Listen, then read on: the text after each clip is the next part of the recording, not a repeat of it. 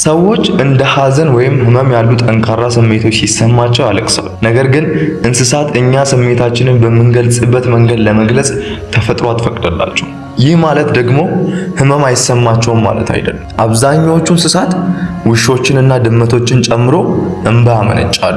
ነገር ግን የሚያመነጩት እንባ ፐርፐዝ ይለያያል።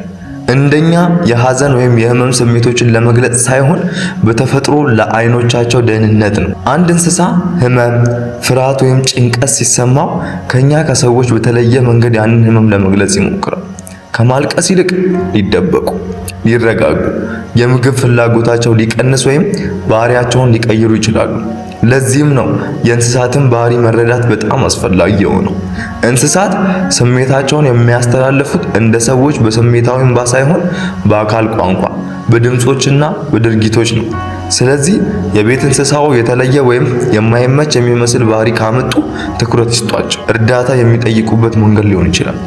እንዲሁም ተጨማሪ እንደዚህ አይነት አስደናቂ የእንስሳት ቲፕ ለማግኘት አሁኑኑ ቬት ሴክሬትስን ሰብስክራይብ ያድርጉ።